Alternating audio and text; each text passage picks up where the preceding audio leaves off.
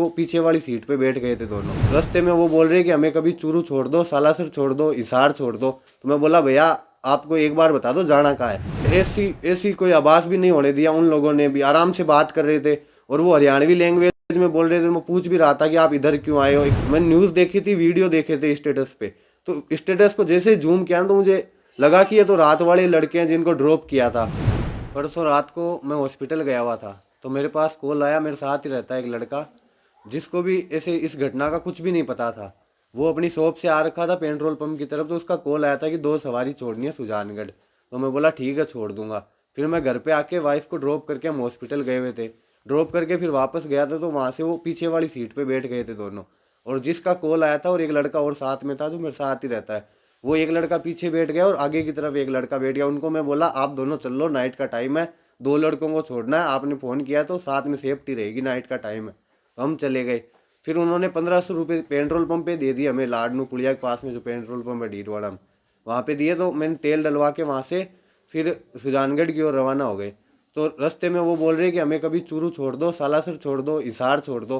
तो मैं बोला भैया आपको एक बार बता दो जाना कहाँ है। बोला हिसार छोड़ दो। तो मैं बोला हिसार के ज़्यादा पैसे लगते हैं। तो बोला 10, 15, 20 हज़ार लग जाए, हमें कोई दिक्कत नहीं है, आप छोड़ दो।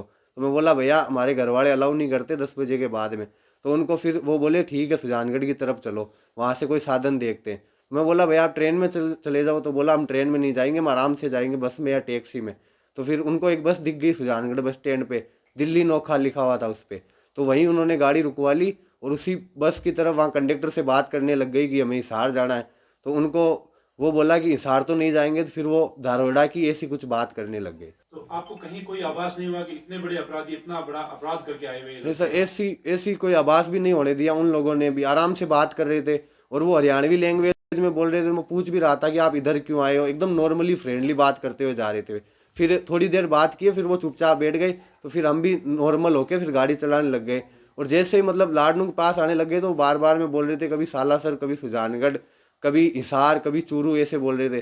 तो फिर हमने वहीं सुजानगढ़ में ड्रॉप कर दिया था उनको। आपको कब पता चला कि वो इतने बड़े अपराधी थे? सर जब दूसरी मैं रात को आया था, लेट आ गया, 11:30 हो गए थे आते आते।